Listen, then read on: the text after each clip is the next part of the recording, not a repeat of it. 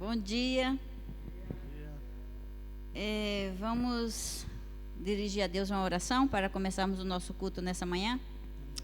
Curve a sua cabeça e faça a sua oração, sabendo que Deus está ouvindo e está presente em nosso meio. Oremos.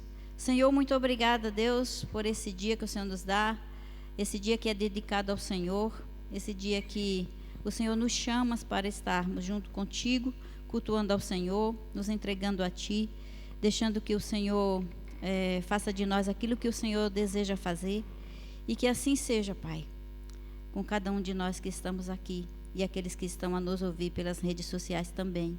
Pedimos a Tua graça sobre nós nessa manhã, e em todo o movimento desse culto o Senhor esteja presente. Aquece o nosso coração com a Tua presença e que possamos, Deus, alegrar o Teu coração também com tudo aquilo que vamos fazer aqui para o Senhor. Apressa os passos daqueles que ainda estão para chegar, que o Senhor esteja trazendo na Tua paz e segurança.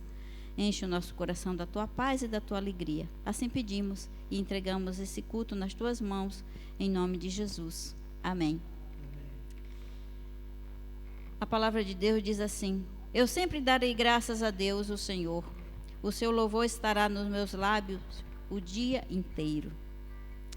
Que essa palavra seja verdadeira e que o Senhor Jesus seja o nosso universo, né? O nosso tudo.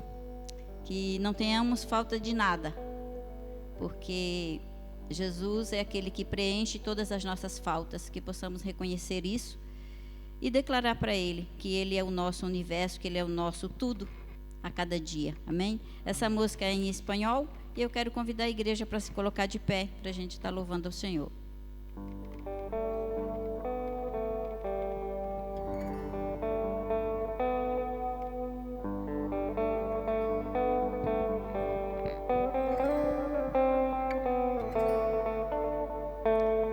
Seas mi universo,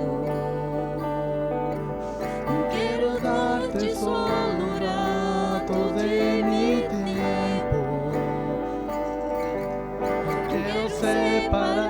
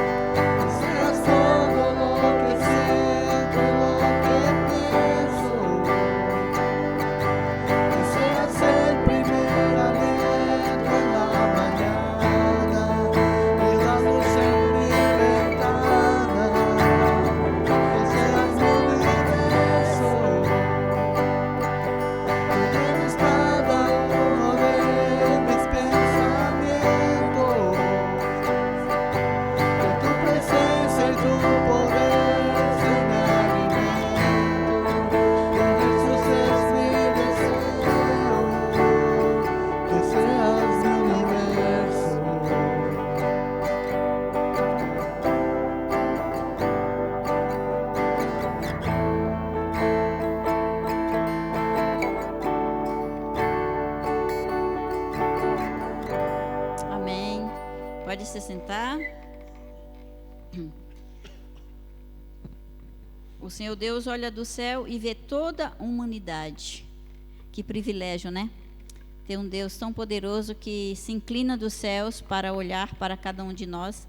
E não importa o que façamos aqui embaixo, aqui na terra, Deus sempre estará de olho em nós. E Ele não vai medir esforços para nos alcançar. Ele não vai medir esforços para nos amar. Que esse amor que um dia nos alcançou possa fazer parte da nossa vida a cada instante.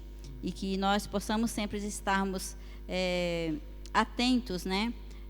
Para receber este amor de Deus que é tão precioso. E essa música se chama Ousado Amor, e vamos louvar ao Senhor para honrar e glorificar o nome dele nessa manhã. Amém? Que você possa cantar ao Senhor com seu coração, com seu espírito.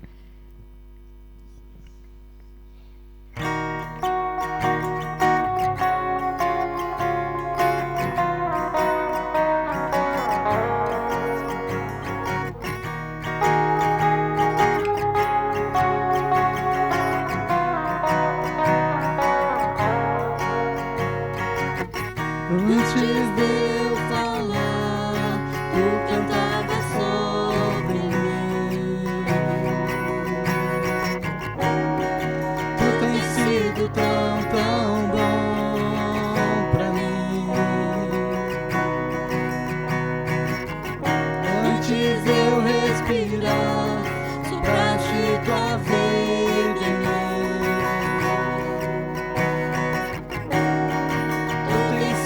Tão, tão bom pra mim.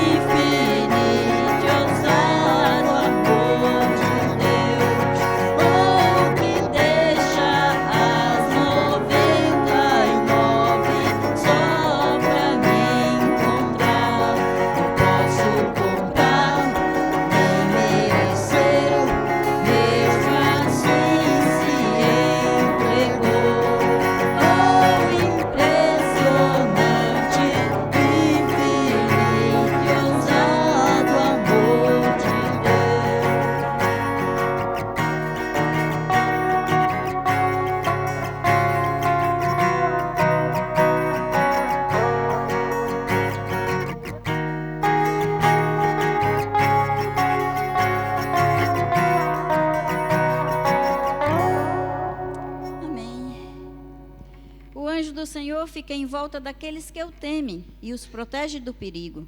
Procure descobrir por você mesmo como o Senhor é bom. Feliz aquele que encontra segurança nele. Que todos os que se dedicam a Deus o temam, pois aqueles que o temem não têm falta de nada. Amém. Que possamos ser exatamente isso aqui. Temendo ao Senhor a cada dia, para não termos falta de nada. Isso é um conforto, né? Para a nossa alma. E essa próxima música nós vamos ofertar ao Senhor. E ela diz, eu te quero, né? Que o nosso desejo seja querer o Senhor muito mais do que os tesouros dessa terra. Que o nosso desejo seja sempre buscar a presença do Senhor e que o nosso anseio seja sempre Jesus. E que assim a gente possa estar ofertando ao Senhor e vamos dedicar esse tempo de entrega ao Senhor Jesus.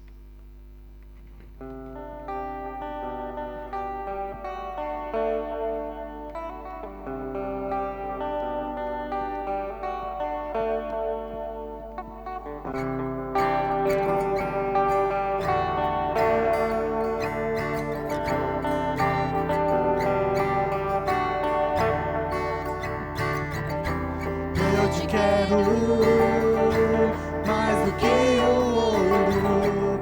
Eu te quero mais do que os tesouros. Eu te quero mais do que a minha vida, Senhor. Te desejo mais do que mil bênçãos. Meu Senhor, é agradar teu coração. Outro bem não possuo além de ti, Senhor. Tu és a porção da minha herança. És o bem maior pra mim. O meu coração não pode mais viver sem o teu grande amor.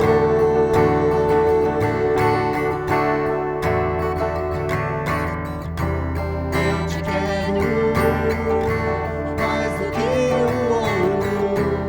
Eu te quero mais do que os tesouros. Eu te quero mais do que a minha vida, Senhor.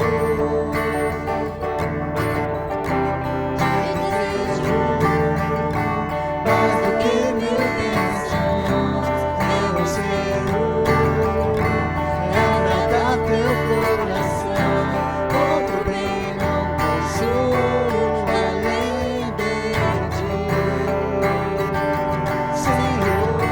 Tu és a porção da minha herança.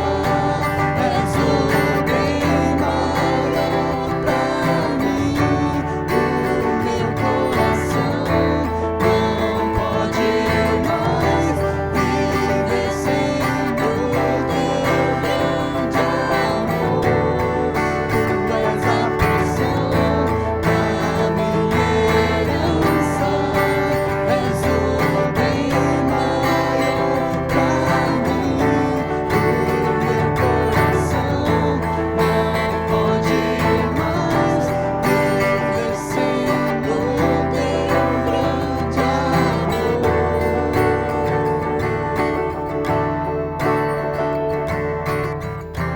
Meu Senhor, és tu, Jesus. Meu Senhor, és tu, Jesus. Meu Senhor, és tu, Jesus. Meu Senhor, és tu, Jesus. És tu, Jesus. Amém. A próxima música nós vamos nos preparar o nosso coração para recebermos a mensagem do Senhor. E ela se chama Tua Voz. Que que nesse tempo a gente possa estar separando para ouvir a voz do Senhor, né? Através da mensagem e através também do louvor, através daquilo que sai de dentro do nosso coração. Que o Espírito de Deus possa falar conosco nessa manhã. Que seja através do louvor, que seja através da mensagem, que seja através dos nossos irmãos que estão aqui, que seja através de cada gesto que nós vamos presenciar nesse culto nessa manhã. Que o Espírito de Deus se mova, que Ele tenha liberdade para trabalhar em nosso meio e em nosso coração, principalmente. Que possamos louvar ao Senhor e ouvir essa voz tão doce e tão suave. Amém?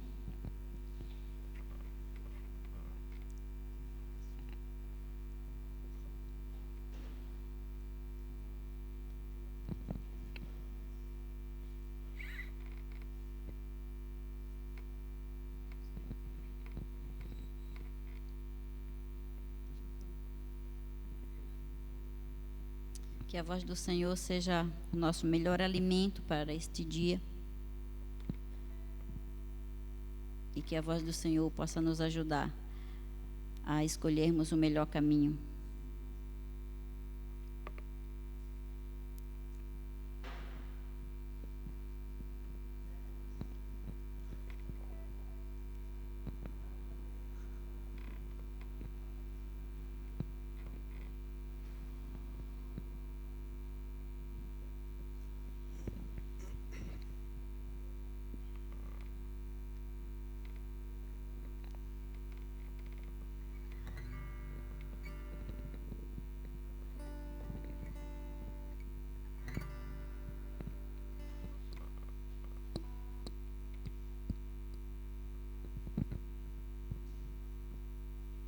Outra música.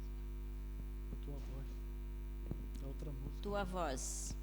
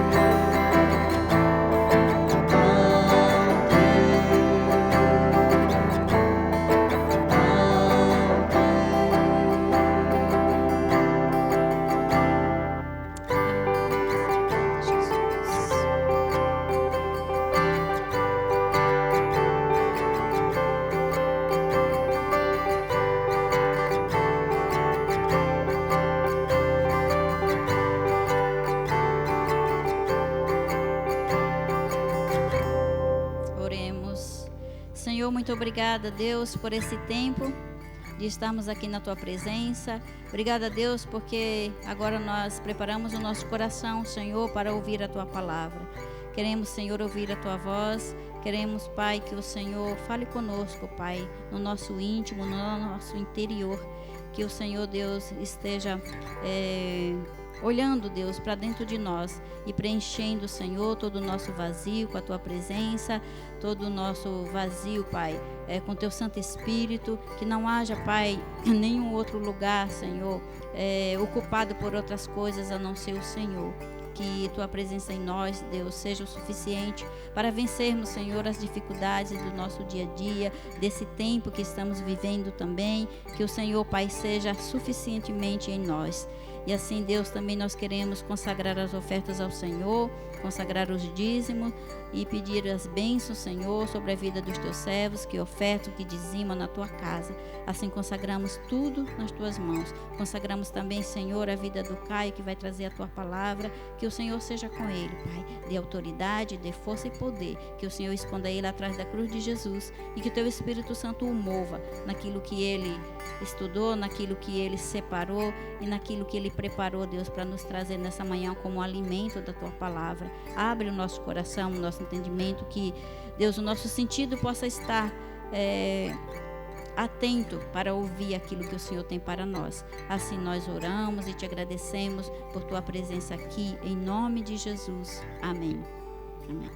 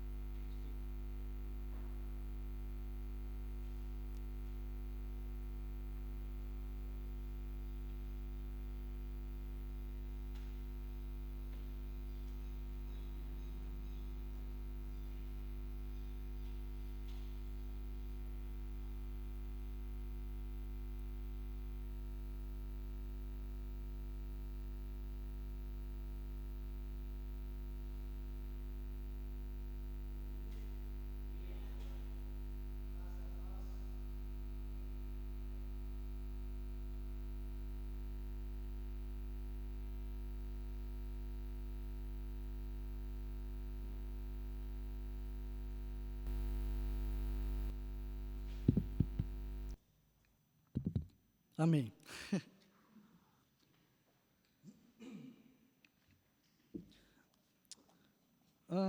Deixa sua Bíblia aberta no livro de 1 Tessalonicenses, capítulo 1.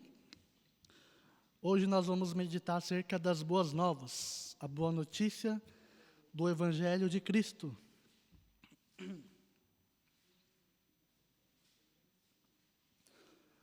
1 Tessalonicenses, capítulo 1, a partir do versículo 1.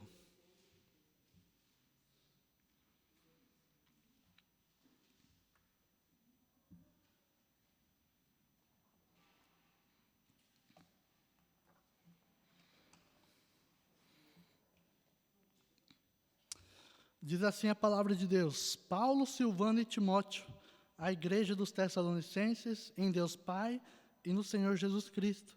A vocês graça e paz da parte de Deus e de nosso Senhor Jesus Cristo. Sempre damos graças a Deus por todos vocês, mencionando-os em nossas orações. Lembramos continuamente diante do nosso Deus e Pai o que vocês têm demonstrado, o trabalho que resulta da fé, o esforço motivado pelo amor e a perseverança proveniente da esperança em nosso Senhor Jesus Cristo. Sabemos, irmãos, amados de Deus, que Ele os escolheu, porque o nosso Evangelho não chegou a vocês somente em palavra, mas também em poder, no Espírito Santo e em plena convicção. Vocês sabem como procedemos entre vocês em seu favor. De fato, vocês se tornaram nossos imitadores e do Senhor, pois apesar de muito sofrimento, receberam a palavra com alegria que vem do Espírito Santo. Assim, tornaram-se modelo para todos os crentes que estão na Macedônia e na Acaia. Hoje eu gostaria de falar acerca de uma das igrejas que o apóstolo Paulo instituiu durante o seu ministério, mais precisamente na sua segunda ou terceira viagem missionária, e tem alguns detalhes muito interessantes para a gente olhar para aquilo que as Escrituras querem nos ensinar. Mas antes de mais nada, eu gostaria de perguntar quem é que gosta de viajar? Todo mundo acho que gosta de viajar, né? Conhecer lugares diferentes. Bom, se a Bia está rindo, acho que ela não gosta. Tem gente que prefere ficar em casa, né? Mas tudo bem. É muito interessante a gente conhecer o contexto desta carta, porque nos faz fazer uma viagem para o passado. Na verdade, todas as passagens bíblicas nos faz viajar para o passado, mas é muito interessante pensar na igreja de Tessalônica, porque, para quem não sabe, Tessalônica ficava dentro da província da Macedônia, e Macedônia foi o primeiro lugar que o Evangelho de Deus foi pregado dentro da Europa.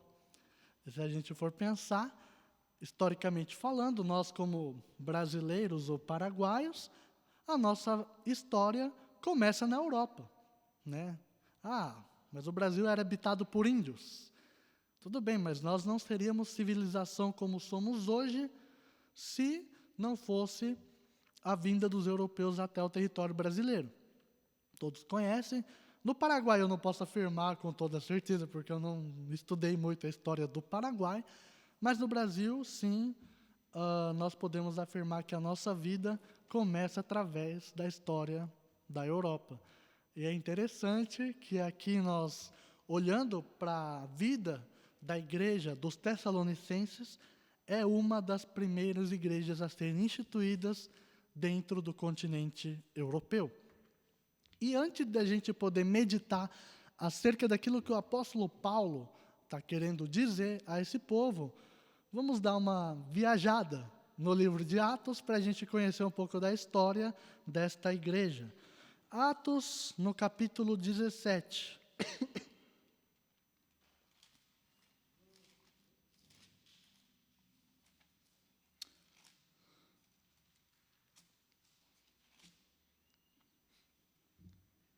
Vamos olhar um pouquinho no capítulo 16 primeiro, só para a gente entender o contexto. Atos no capítulo 16.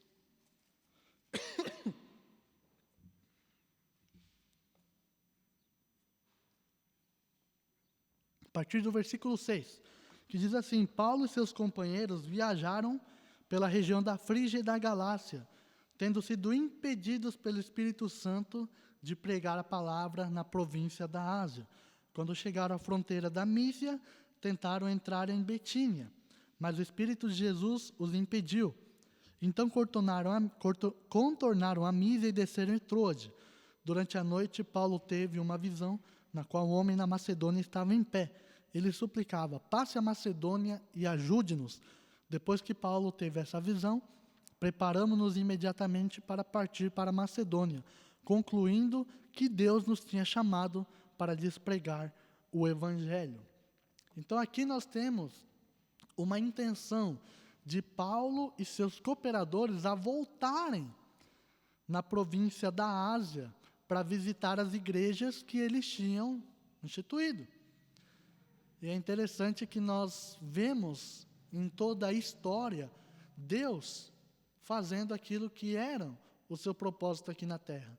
Deus estava escrevendo toda a história da humanidade, sem deixar faltar um detalhe que Ele gostaria que acontecesse. Aqui nós temos 3 servos de Deus, Paulo, Silas e Timóteo, que tinham a intenção de cuidar do rebanho que eles haviam ganhado para Jesus, no começo da igreja. E se a gente pegar um pouquinho mais atrás, nós vemos um desentendimento do apóstolo Paulo e Barnabé, que era o seu parceiro de ministério, antes de Silas, porque Barnabé queria levar o seu primo João Marcos, que por coincidência foi quem escreveu o Evangelho de Marcos. E Paulo não queria que João Marcos fosse junto com eles, porque na verdade eles tiveram alguns contratempos, digamos assim, uns desentendimentos. E Barnabé queria que João Marcos fosse. E como Paulo não quis, eles tiveram um sério desentendimento, que a Bíblia não relata exatamente como foi, mas nós vemos ali que houve uma separação dentro dessa caminhada. Então Paulo queria voltar e Barnabé queria ir para outro lugar. Então Paulo tinha essa intenção e aí ele chamou Silas. Nós lemos na carta de Tessalonicenses que fala Silvano. Aí você fala, não, mas parece que são outras pessoas. Mas na verdade Silvano é atribuído mais para a linguagem no latim. E nós vemos Silas é mais ligado para o grego. São algumas diferenças que tem, não sei porque a Bíblia traz hoje na nossa língua isso, mas no original nós temos o mesmo nome. E pensando nesse sentido, Paulo chama Silas para começar um novo ministério, na sua segunda e terceira viagem missionária, e aí entra Timóteo. Então é formado aí a dupla dos 3 mosqueteiros que vão visitar o continente europeu. E é interessante, né? A gente leu aqui que eles tinham a intenção de voltar para a Ásia, a província da Ásia. Mas quando chegaram na fronteira, o Espírito Santo os impediu de entrar. A Bíblia não fala como. Existem momentos da nossa vida que a gente quer fazer determinadas escolhas e o Espírito Santo não permite. Por mais que a gente esteja decidido a fazer tal coisa, o Espírito de Deus nos guia para aquilo que realmente Ele quer fazer. E nós, seguindo, vemos que Paulo teve um sonho de um homem macedônio, pedindo por ajuda. E aí eles concluíram em espírito de oração que era na Macedônia que Deus havia chamado eles para essa missão. Então, dever de casa para vocês, ler Atos capítulo 16 e 17, vocês vão ver a história de como foi pregar o Evangelho no continente europeu, as dificuldades que eles enfrentaram, e tudo isso vai agregar com aquilo que a carta aos Tessalonicenses quer nos ensinar. Então, mais especificamente, dando uma pincelada só, a primeira cidade que eles pisam na Europa é na cidade de Filipos, onde nós temos a carta aos filipenses, né? E ali se converteram pessoas, especificamente mulheres que eram de alta posição social, e essas pessoas acabaram se tornando mantenedores do ministério do apóstolo Paulo. E existem várias coisas, em todo o contexto da carta aos Tessalonicenses, eles agradecendo essas ofertas. E é muito importante esses detalhes para que a gente possa entender o porquê Paulo escreveu cada palavra que ele escreveu aos Tessalonicenses. Então, Paulo foi forçado a deixar a cidade de Filipos por causa das perseguições, e aí ele partiu para... na verdade, ele chegou a ser preso, depois ele foi liberado da prisão, e em seguida, saindo da cidade, ele chegou em Tessalônica. Então, vamos ler Atos capítulo 17, no versículo 1, só para a gente entender como foi a sua chegada ali naquela cidade. Atos 17, capítulo 1, diz assim: tendo passado por Anfílopes e Apolônia, chegaram a Tessalônica, onde havia uma sinagoga judaica. Segundo o seu costume, Paulo foi à sinagoga e por 3 sábados discutiu com eles com base nas Escrituras, explicando e provando que o Cristo deveria sofrer e ressuscitar dentre os mortos.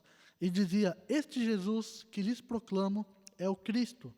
Alguns dos judeus foram persuadidos e se uniram a Paulo e Silas, bem como muitos gregos tementes a Deus e não poucas mulheres de alta posição.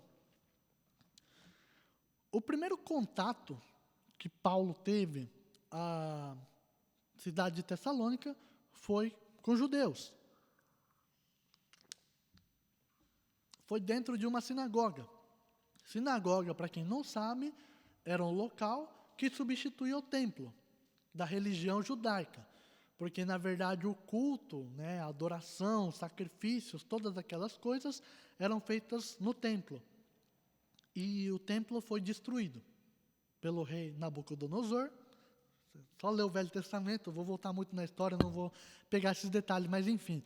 O templo foi destruído por um rei da Babilônia, e aí foi saqueado todas as coisas do templo, o povo foi levado a cativeiro lá na Babilônia e ficou disperso por muitos anos. E quando eles começaram a voltar na terra, na verdade, quando eles estavam dispersos por toda a terra, o rei da Babilônia permitiu que eles construíssem pequenos templos, que foram chamados de sinagogas. E esses lugares eram onde eles cultuavam. Eles cantavam a Deus, eles liam a Torá, eles ensinavam o que tinha que ser ensinado. Era o tempo de comunhão, como é hoje nas igrejas. E o templo, infelizmente, não foi reconstruído depois da última destruição dentro do Império Romano. Então, Paulo chegou àquela sinagoga e começou a pregar para os judeus. Os mesmos judeus que condenavam aqueles que criam em Cristo, ele falava que esse era o Cristo, aquele que vocês crucificaram. Então, nós temos aqui uma ousadia muito bem explícita daquele que foi escolhido para pregar o Evangelho. Ele quebrou correntes religiosas, correntes políticas e correntes sociais para poder levar a mensagem da boa notícia da paz. E aqui nós temos também descrito que alguns gregos também foram persuadidos pela palavra de Deus e se converteram ao Evangelho, à palavra de Deus. E levando tudo isso em conta, o que a palavra de Deus quer nos ensinar?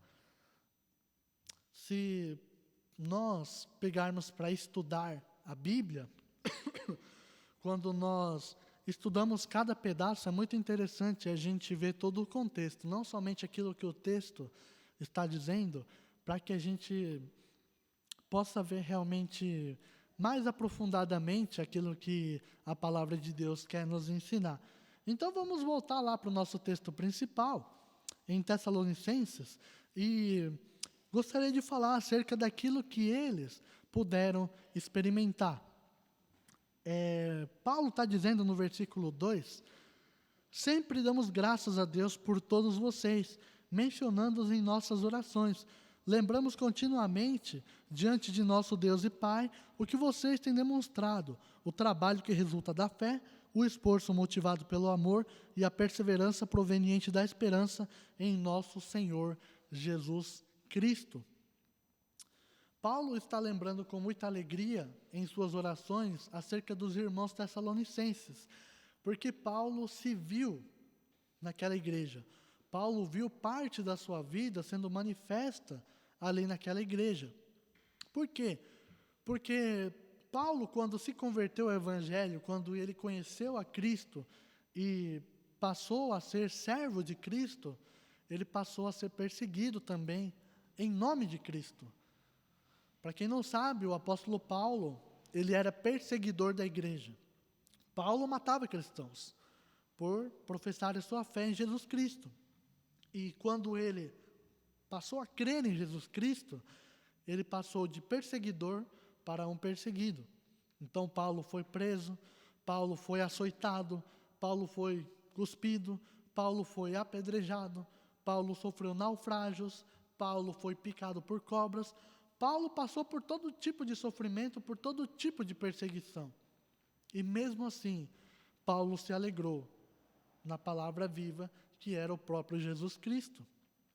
Independente das circunstâncias que ele passava, ele pôde experimentar da verdadeira alegria que nos traz a salvação. E quando Paulo recebe notícias do povo tessalonicense, ele vê que o povo se comporta da mesma maneira que ele. Porque se a gente pegar e ler todo o capítulo 17 de Atos, nós vemos que o povo também sofreu perseguições por crerem no Evangelho. E só para ser mais específico, como a gente viu que existia uma mistura de raças dentro da cidade de Tessalônica, então Paulo chegou no lugar onde haviam judeus, onde haviam gregos e onde haviam romanos. 3 raças totalmente diferentes, 3 povos totalmente diferentes. Então havia um contraste muito complicado para ser trabalhado, para que o Evangelho fosse pregado. E os judeus eles criam em um só Deus, Criador de todas as coisas, assim como nós. O grande problema é que os judeus não criam em Jesus Cristo como o Messias, como o nosso libertador, como o nosso redentor. Mas eles ainda creem que esse Messias há de vir. Então é uma coisa que nos separa realmente como crença, como regra de fé e de conduta. E, por outro lado, nós temos os gregos. Os gregos, diferente de nós, eles acreditavam em vários deuses.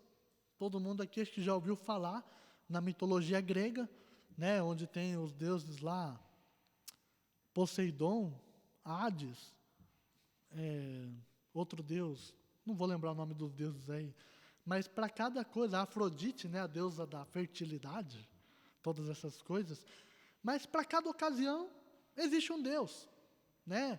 Para a colheita, para o tempo da safra, nós vamos oferecer sacrifícios a determinado Deus para que tudo isso dê certo. Então, não tem como a gente ter dividido a mesma fé, porque nós cremos somente em um Deus. E também, por outro lado, nós temos o povo romano, que também cria em um Deus. Mas o grande problema é que o Deus deles era um Deus humano, que era o imperador. O imperador impunha que adorassem a ele como um Deus. E nós não podemos adorar nenhum ser humano, independente de quem ele seja. E a Bíblia, na verdade, nos ensina que nem mesmo os anjos podem ser adorados. Somente Deus pode ser adorado. E ele não divide o seu lugar com ninguém. Então, pensa nessas dificuldades que haveria de se passar para que a palavra de Deus fosse disseminada naquela cidade. E a gente pegando para, na verdade, tem alguns comentaristas bíblicos que estudaram essas partes mais históricas, né, acerca daquela cidade. Muitos crentes gregos, eles foram expulsos de casa por existir esse atrito religioso dentro das suas casas. Muitos jovens foram mandados embora de suas casas, muitos perderam seus empregos por crerem em Jesus Cristo.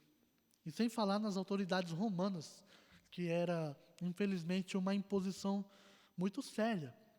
Por um tempo houve-se paz, porque uma das condições que o Império Romano impôs para que os cristãos pudessem cultuar dentro do Império Romano, era assim: vocês podem praticar a religião de vocês livremente, desde que vocês paguem imposto.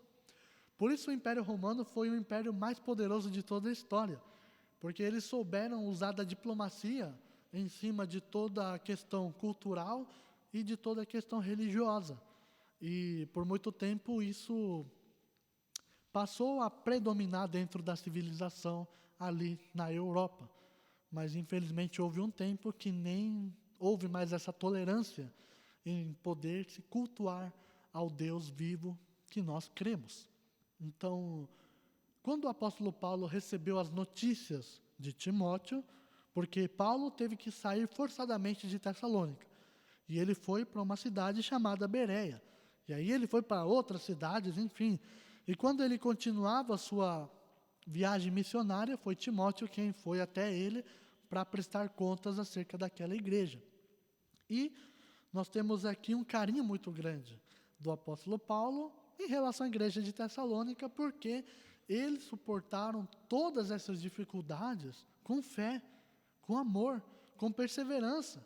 É o que nós acabamos de ler no versículo 3. Lembramos continuamente diante de nosso Deus e Pai o que vocês têm demonstrado, o trabalho que resulta da fé, o esforço motivado pelo amor e a perseverança proveniente da esperança. Trabalho proveniente da fé, ou em outras linguagens, em outras traduções da Bíblia, fala a operosidade da vossa fé. Fala sobre as obras, porque nós não somos salvos pelas obras, nós somos salvos pela fé. Nós somos salvos pela graça por meio da fé. Nós precisamos crer que Jesus Cristo é Senhor, que Ele é o Filho de Deus e que Ele morreu pelos nossos pecados. E nós somos salvos por esse conceito que a Bíblia nos ensina. E infelizmente nós somos ensinados desde cedo que são as obras que nos trazem perdão, são as obras que nos fazem sentir mais leves, entre aspas. Muitas pessoas se colocam para trabalhar em campanhas para ajudar necessitados. Muitas pessoas querem fazer o bem ao seu próximo, pensando que vão para o céu por causa disso. Mas infelizmente não é assim que funciona. Ou felizmente, né? Porque não depende de nós nesse sentido. Foi aquilo que Jesus fez por nós que nos traz a salvação. No entanto, a palavra de Deus diz também que uma fé sem obras é uma fé morta. Nós somos salvos para as obras. Nós não somos salvos pelas obras, mas somos salvos para as obras. Então, uma vez que nós recebemos o Evangelho dentro de nós, nós precisamos externalizar isso. A salvação não é algo para estar dentro de nós e ser guardada como um tesouro de uma forma egoísta, mas nós precisamos expressar a salvação através da nossa vida. Isso é uma das coisas que o povo tessalonicense estava fazendo. E é por isso que Paulo diz que eles têm demonstrado o trabalho que resulta da fé. A fé que vai fazer coisas que agradam a Deus, desde as coisas particulares, que nós fazemos em devoção a Deus, até as coisas que nós fazemos em prol da vida de outras pessoas. Afinal de contas, o maior mandamento é amar a Deus sobre todas as coisas, e o segundo maior mandamento é amar o próximo como a si mesmo. E nós somos ensinados por um evangelho que é altruísta, um evangelho que implica em renúncia, um evangelho que não diz respeito a nós nos sentirmos bem, mas é nós fazermos com o bem para as outras pessoas. Não estou dizendo que nós não devemos pensar por nós mesmos, mas se nós olharmos para todas essas pessoas que serviram a Deus, que temos exemplos na Bíblia, todos eles trabalharam em prol do seu próximo. E Jesus Cristo foi o maior exemplo. E nós nunca seremos iguais a Ele, mas podemos ser parecidos com Ele. Desde pequenas coisas até grandes decisões que nós tomamos, nós podemos usar para o bem das pessoas que estão ao nosso redor. E a nossa vida deve ser luz. Nós devemos ser luz para as pessoas. E engajando com esse conceito, a segunda coisa é o esforço motivado pelo amor. E outras traduções da Bíblia falam sobre a abnegação do amor. E a abnegação, ela diz justamente a questão da renúncia. Quando nós deixamos de pensar em nós mesmos, para nós demonstrarmos esse amor para as outras pessoas. Vamos fazer uma comparação. O trabalho resultante de uma fé. Quando nós trabalhamos, nós recebemos um salário. Porque o justo pelo certo. Nós prestamos o nosso serviço e recebemos algo em troca. Então, o trabalho é algo assim, vamos dizer que talvez nós fazemos por obrigação, de uma certa forma. E quando falamos em abnegação, quando nós falamos na questão da renúncia para demonstrar amor, quando nós falamos por esse esforço, qual seria a diferença? Porque, afinal de contas, trabalho é esforço. Mas quando falamos em abnegação pelo amor, nós podemos fazer a comparação com o filho. Aqui nós temos a Evelyn, está com a sua filha, diferente de um trabalho. Quando nós trabalhamos, nós, como falei, recebemos algo em troca. Quando nós criamos um filho, nós não recebemos nada em troca. E nós trabalhamos o dobro. Porque uma mãe não descansa. Uma mãe está ali com seu filho o tempo todo, tem que amamentar, tem que cuidar. Aí vai dormir, não pode descansar, porque vai que a criança cai. Ou vai dar banho, a criança não pode tomar banho sozinha. Aí a mãe vai fazer as coisas de casa, aí tem que cuidar, a criança não vai sair correndo pela rua. O Oscar falou que quando ele era criança, ele saiu engateando lá, no centro de Maringá. Quando a mãe dele foi saber, estava lá nos confins da terra. Então, olha a diferença.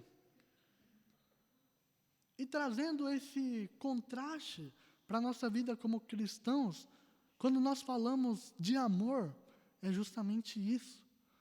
Nosso dever é cuidar das pessoas que compartilham da nossa fé.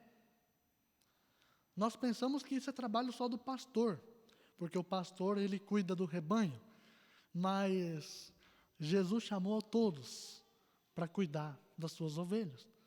Ah, mas eu não tenho capacidade para isso. Se uma pessoa que recebeu a Cristo semana passada ganhar uma outra pessoa hoje, ela pode cuidar dessa pessoa. E, infelizmente, nós deixamos esse conceito de igreja lá para trás. E nós criamos esse conceito que ser igreja é estar aqui no templo. Mas olha como o povo de Tessalônica se comportou. Eles praticavam as boas obras e eles abnegaram a si mesmo pela sua fé e para demonstrar amor. Que nós possamos resgatar essa essência como igreja.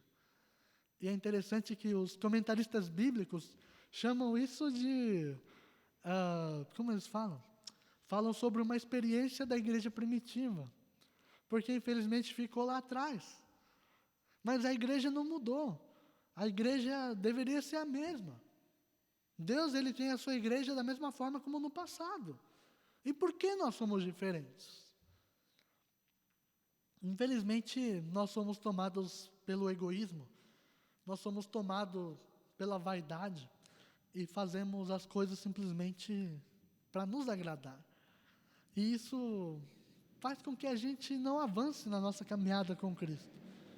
Mas a gente fique estagnado na nossa fé. E a gente olhando para isso, podemos pensar o que podemos mudar, o que podemos fazer hoje para ser diferente, para realmente sermos a essência do povo de Deus, da igreja de Cristo, o corpo de Cristo. E terceira coisa que ele fala, que eles expressaram, foi a perseverança proveniente da esperança. É muito lindo a gente falar sobre essa questão. O pastor pregou aí nesses últimos domingos, acerca do livro de Tiago, essa coisa de passarmos por sofrimento com alegria. E, diante das circunstâncias, ele falou qual vai ser a nossa reação. Vai ser desistir? Vai ser murmurar, ficar reclamando? Ou vai ser a gente perseverar, olhar para as promessas de Deus que valem a pena? Não aquelas coisas terrenas que Ele promete, mas lá na eternidade. Nós cantamos aqui que o nosso maior bem é Jesus. O nosso maior anseio é Jesus. Será que isso é verdade dentro do nosso coração? Porque nós somos apegados a esse mundo. Nós somos apegados às coisas que aqui tem a nos oferecer. E infelizmente as coisas que o mundo nos oferece é passageira. Tudo é efêmero, tudo acaba, tudo passa. Dinheiro, um dia acaba. Sucesso, um dia passa. Status, um dia termina. É só você olhar, por exemplo, para esses caras que ganharam o Big Brother, R$1 milhão. O que você faria com R$1 milhão hoje? Resolveria todos os problemas da sua vida? Talvez, momentaneamente. Mas olha para eles, hoje.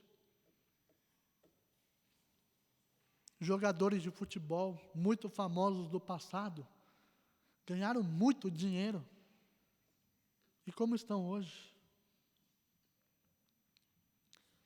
Isso me faz pensar, porque eu também trabalho, eu também tenho meus sonhos, eu tenho meus projetos, eu tenho as coisas que eu gostaria de fazer, E, infelizmente, o trabalho toma muito do nosso tempo e absorve muito da nossa vida. Para quê, afinal de contas? Tudo é passageiro. Um dia tudo acaba. Mas, e aquilo que Deus tem a nos oferecer? Aquilo que a palavra nos promete. Aquilo que nós vamos receber como herança. Não porque somos herdeiros por natureza ou porque nós merecemos alguma coisa, mas por aquilo que Jesus fez por todos nós. Nós somos co-herdeiros em Cristo Jesus, nós somos filhos adotivos de Deus, graças a Jesus, e nós somos participantes dessa herança eterna. Será que isso não basta? Será que isso não é suficiente? Será que Cristo não basta na nossa vida? Nós temos que nos desprender das coisas deste mundo. Nós temos que nos desapegar daquilo que nós podemos alcançar com a força do nosso braço. Porque, afinal de contas, se queremos dinheiro, temos que trabalhar. Se nós nos esforçamos, um dia a oportunidade vem. E isso é uma coisa que qualquer um pode alcançar. Mas temos consequências. Toda escolha é uma consequência. Seja ela boa, seja ela ruim, elas virão. E qual vai ser a nossa reação com tudo isso? Mas o que eu quero dizer nessa manhã é que a gente possa olhar para aquilo que nos traz esperança. Quando nós perseveramos nos caminhos do Senhor, nós temos esperança. Quando nós olhamos para a palavra de Deus, quando nos deleitamos naquilo que Deus nos promete, aquilo traz essa alegria que nós precisamos para suportar as dificuldades. E é somente perseverando. Porque aqueles que desistem vão ficar no meio do caminho. Aqueles que são influenciados pelas pressões da vida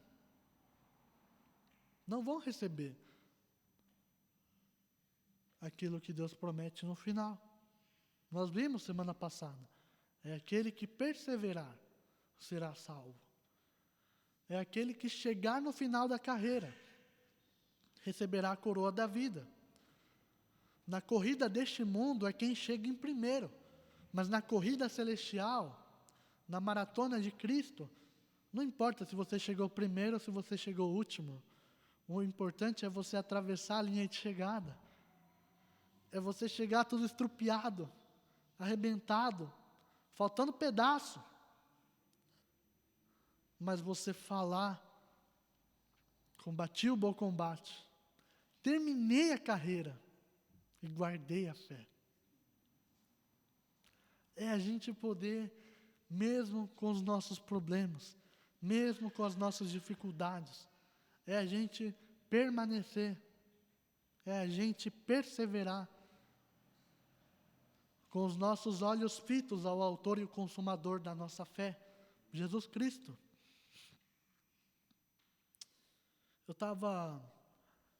Outro dia eu estava conversando com o Mateus no carro, né? Contando para ele dos meus problemas. E eu disse para ele: Mateus, é tão difícil ser crente. E ele deu risada e falou: é verdade, é tão difícil ser crente. E eu nunca vou esquecer, porque essa palavra aqui foi um tema, né? Que nós estudamos juntos, virtualmente, eu e o Mateus, né? Quando estava no meio da pandemia e a gente viu uma necessidade de poder estudar, de poder se encher das coisas de Deus. E eu falei para ele assim: vamos estudar, vamos fazer devocional, vamos. E não por coincidência e nem por acaso, mas porque Deus queria falar ao nosso coração, nós estudamos essa carta aos Tessalonicenses. E aquilo foi muito legal, a gente poder viajar nas Escrituras. E quando ele veio para cá, um tempo depois, a gente teve esse convívio pessoal, tudo mais. Aí eu estava contando para ele as minhas coisas e, nossa, tão difícil, né? Aí a gente ficou em silêncio no carro, não falamos nada. Aí eu respirei fundo e falei assim: sabe de uma coisa? É difícil ser crente, Mas é muito mais difícil ser ímpio. Porque quando nós temos Jesus no nosso coração, a gente tem para quem levar os nossos problemas. A gente tem para quem desabafar. A gente tem para quem contar. E quando nós não temos Deus, para quem nós vamos correr? Nós não temos para onde correr. A gente fica desesperado. A gente não sabe o que fazer. A gente quer morrer. Vamos voltar lá para Jó. O cara tinha Deus no coração e queria morrer. Chega de Jó, né? Misericórdia. Mas vamos olhar para aquilo que nos traz esperança. Para aquilo que nos traz alegria. Olha só que interessante Paulo dizendo aqui no versículo 4. Sabemos, irmãos amados de Deus, que Ele os escolheu. Porque o nosso Evangelho não chegou a vocês somente em palavra, mas também em poder no Espírito Santo. E em plena convicção, vocês sabem como procedemos entre vocês em seu favor. De fato, vocês se tornaram os nossos imitadores e do Senhor, pois apesar de muito sofrimento, receberam a palavra com alegria que vem do Espírito Santo. Nós temos aqui duas colocações acerca da alegria. Que a primeira parte, ela é legal, todo mundo gosta, mas a segunda parte não. A alegria só vem com a presença do Espírito Santo. Somente quem é salvo experimenta a verdadeira alegria da salvação. Aquele que não conhece a Cristo, por mais que afirme, ela não tem alegria. Ela pode estar feliz, ela pode estar contente por uma situação que lhe traz conforto. Mas a alegria, tem aquela música, a alegria está no coração de quem conhece a Jesus. E essa alegria só vem por aqueles que são lavados, que são regenerados pela presença do Espírito Santo. Quando nós temos uma nova vida, quando nós nascemos de novo, é uma alegria inexplicável. Você está vendo todos os seus problemas, mas você está alegre, porque o Espírito de Deus está dentro de você. E é essa alegria que nos faz permanecer. É essa alegria que nos faz perseverar. É essa alegria que nos traz esperança. E a segunda condição para nós experimentarmos a alegria, infelizmente, são as perseguições. Paulo está dizendo que eles, mesmo com esse sofrimento, aceitaram a palavra com alegria. Não tem como a gente experimentar alegria se tudo estiver bom. Parece uma contradição, parece uma controvérsia. Mas quando a gente está no bem bom, a gente está feliz, a gente sente prazer, a gente sente gosto pela vida. Mas o grande desafio do cristão é sentir alegria no meio da tempestade. Paulo está dizendo especificamente dentro da perseguição que os tessalonicenses estavam vivendo. Mas essa verdade, esse princípio, se aplica em qualquer dificuldade da nossa vida. Seja uma doença, seja um buraco financeiro que a gente cava na nossa vida, seja um problema na nossa família, seja uma briga com alguém que a gente ama, seja qualquer tipo de problema. O nosso desafio como cristãos, como filhos de Deus, é permanecer alegres. E estar alegre não é estar sorrindo o tempo todo. Estar alegre é crer nas provisões de Deus, é descansar, tendo a certeza que Deus está no controle de todas as coisas. Estar alegre é não se desesperar. Estar alegre é saber que tudo isso vai passar e que um dia nós estaremos na presença de Deus por toda a eternidade.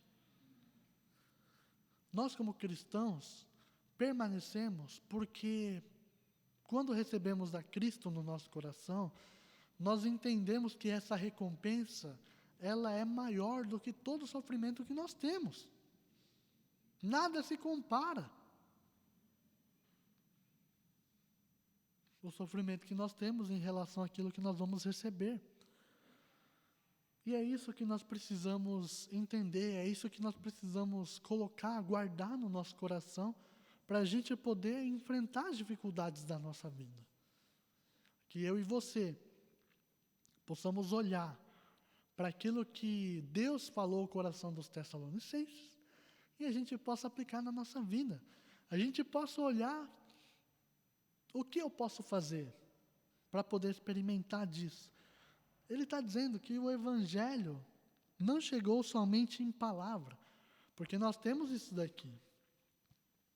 A gente pode falar que a boa notícia chegou até a gente, até os confins da terra. Se a gente pensar na Europa, na Ásia, como elite do mundo, nós somos os confins da terra. E a palavra de Deus chegou até nós. Mas não chegou somente como um livro, mas chegou com o Espírito, chegou com poder, chegou com transformação. E Deus está fazendo grandes coisas, tanto no Paraguai como no Brasil. E nós somos participantes dessas grandes coisas. O que nós vamos fazer? Ficar sentado, assistindo tudo isso acontecer? Ou nós participarmos desse sofrimento por amor ao Evangelho, por amor a Jesus, por amor ao nosso Deus? Que esse poder, que o Espírito Santo possa se manifestar na nossa vida como igreja, como filhos de Deus, e a gente possa ser, como disse aqui no último versículo que nós lemos, versículo 7, assim, tornaram-se modelo para todos os crentes que estão na Macedônia e na Acaia.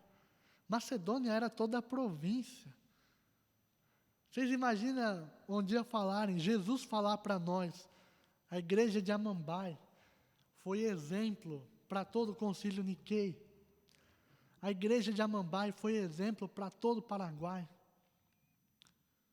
E não por mérito pessoal, não por aquilo que nós temos para oferecer, mas é porque nós cremos, é porque nós nos esforçamos, e é porque nós perseveramos, porque olhamos para todas as coisas com esperança daquilo que Deus poderia fazer através da nossa vida. E para fechar, vamos ler o versículo 10. E esperar dos céus o seu Filho, a quem ressuscitou dos mortos, Jesus que nos livra da ira que há de vir. Tudo nós fazemos olhando para esse ato, esse fato que ainda vai acontecer, com toda a esperança que enche o nosso coração, que um dia Jesus vai voltar, que um dia Jesus vai descer dos céus para levar a sua igreja. E que todos nós que estamos aqui hoje poderemos estar lá futuramente, estar presentes nesse grande episódio que nós esperamos, que é o tempo em que Jesus vai nos levar para a eternidade, para estarmos na presença de Deus Pai. Amém? Vamos fazer uma oração? Pai Celestial, nós te agradecemos pela porção da Tua Palavra e te agradecemos porque o Teu Evangelho nos traz paz, o Teu Evangelho nos traz esperança, o Teu Evangelho nos traz vida. O Teu Evangelho não é somente palavras escritas num livro, não é somente como uma boa notícia que o jornal pode nos trazer, mas o Teu Evangelho é o Teu Espírito Santo atuando na nossa vida, com poder, com convicção, com regeneração. Ó Deus, eu clamo para que essa nova vida se manifeste na vida dos meus irmãos, que todos nós possamos experimentar de tudo isso que o Senhor deixou para nós como guia nas Tuas Escrituras, que todos nós possamos vivenciar aquilo que o Senhor tem para nos oferecer e assim possamos deixar de lado o nosso anseio pelas coisas deste mundo, possamos deixar de lado a nossa carnalidade, possamos deixar de lado a nossa atenção pelas coisas que este mundo pode nos oferecer, mas que possamos nos desprender totalmente daqui e poder olharmos para aquilo que nos traz esperança, possamos olhar, Senhor, para as Tuas promessas que Tens para toda a eternidade, e assim possamos caminhar, Senhor, firmes, perseverantes na fé e possamos expressar aquilo que está dentro de nós, assim como o apóstolo Paulo escreveu em relação à igreja de Tessalônica. Possamos trabalhar como consequência da nossa fé, possamos nos esforçar em prol do amor e possamos perseverar olhando com esperança no nosso coração. Que a Tua graça nos baixe, Senhor, que a Tua presença seja o nosso prazer, que o Senhor possa estar conosco todos os dias, assim como o Senhor prometeu, até que o Senhor volte, até o fim dos tempos, até que nós possamos olhar para os céus e ver que tudo aquilo já está formado para que o Senhor desça e para que o Senhor nos carregue para a eternidade. Que isso nos enche de esperança, que isso nos enche de alegria e possamos suportar todas as dificuldades até que o Senhor volte. E assim possamos realmente viver para a honra e glória do Teu nome. E peço por mais uma semana que o Senhor possa nos abençoar, possa guardar a nossa vida em tudo aquilo que a gente vai fazer. Capacita, Senhor, no nosso trabalho, nos nossos estudos, os cuidados, Senhor, com o nosso lar e tudo aquilo que a gente tem como responsabilidade para fazer, e que o Senhor seja glorificado em todas essas coisas. Que o Senhor renove a nossa fé, o Senhor renove a nossa esperança e que o Senhor renove o nosso amor, para que a gente possa manifestar a alegria da salvação diante dos homens, para que a gente possa ser luz nessa terra, sal e luz, para que mais pessoas possam conhecer do Teu Evangelho através da nossa vida. Que o Senhor possa também operar com as Tuas provisões na vida de cada um aqui, as nossas famílias representadas, que não venha faltar nada, Senhor, mas que nós possamos realmente receber tudo aquilo que o Senhor tem para nos oferecer. E assim o Senhor abençoe o nosso dia, o nosso resto de domingo, que possamos estar debaixo da Tua graça e da Tua presença. Assim eu oro e Te agradeço em nome de Jesus. Amém. O pastor vai trazer os avisos e a bênção.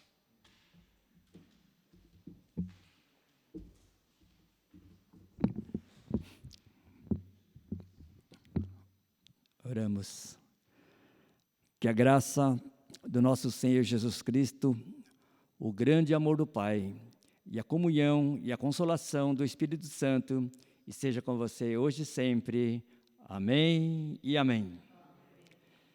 Deus abençoe você, sua casa, sua família. Tenha um excelente domingo e uma semana abençoada em nome de Jesus. Amém.